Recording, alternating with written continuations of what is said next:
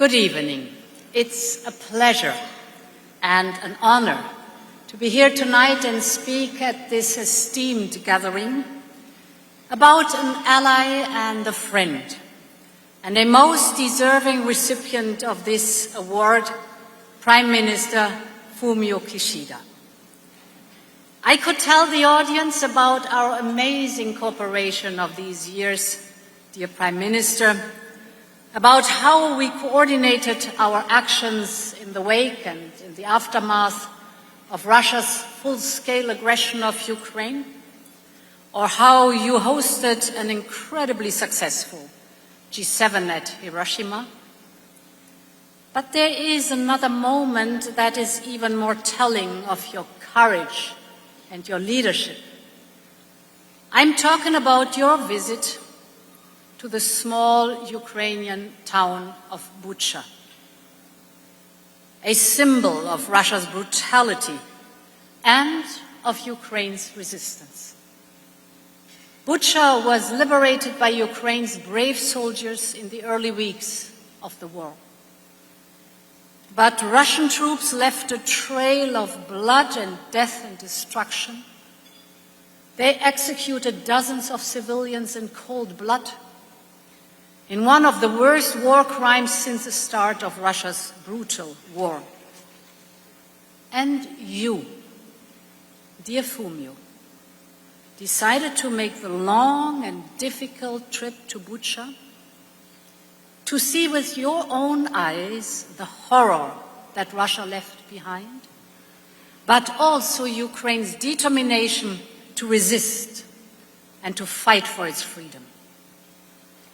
For the first time since World War II, a Japanese Prime Minister visited a country at war.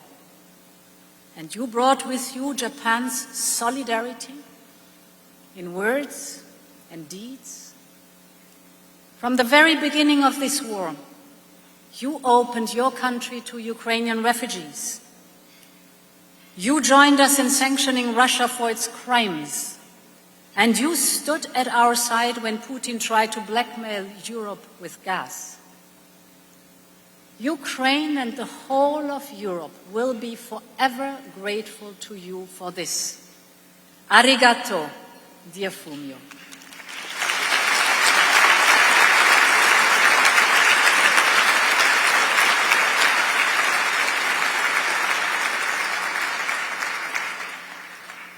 You have done this because you know that although Ukrainians are paying the highest price, this war is not only about Ukraine, and it is not only about European security.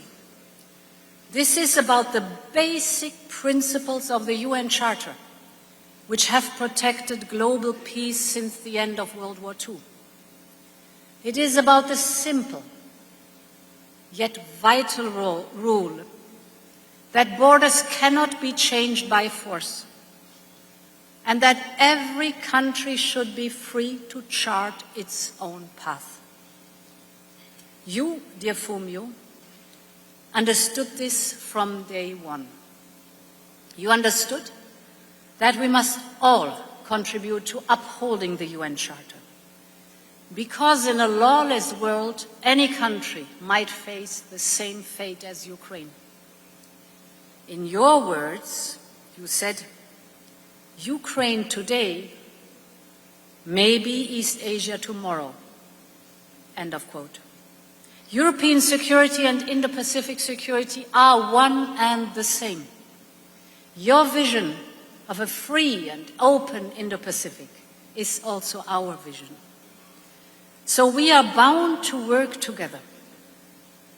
And in these 2 years, Prime Minister, you have forged ever stronger ties between Japan and your like-minded friends near and far, from East Asia to Europe and North America. You have reconnected Japan to its most trusted partners and built new bridges across the world. Thanks to your leadership, today our 3 continents are closer than ever before. Distinguished guests, there is a Japanese proverb that tells a lot about the country and about its Prime Minister. It says, "Onko Chishin," and it means, explore the past to learn new things. You, dear Prime Minister, showed me the meaning of this proverb during the G7 summit in Japan last year. You brought us to your hometown of Hiroshima, the place where you have your roots and which has deeply shaped your life and leadership. Many of your relatives lost their life when the atomic bomb razed Hiroshima to the ground.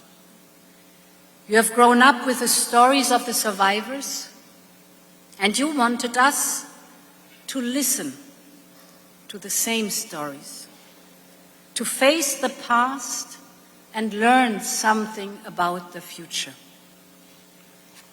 It was a sobering start to the G7 and one that I will not forget, especially at a time when Russia threatens to use nuclear weapons once again.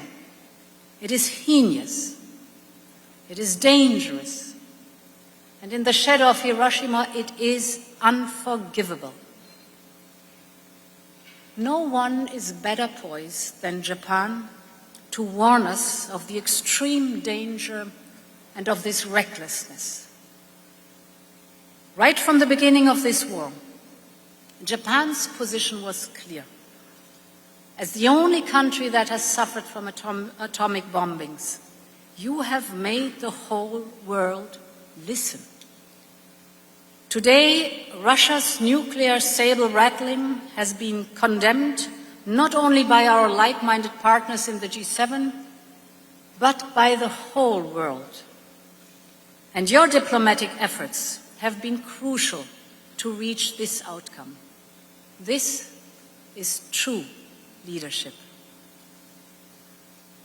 The kind of leadership that the world needs in these troubled days, leadership that is not afraid to learn from the past to shape a different future.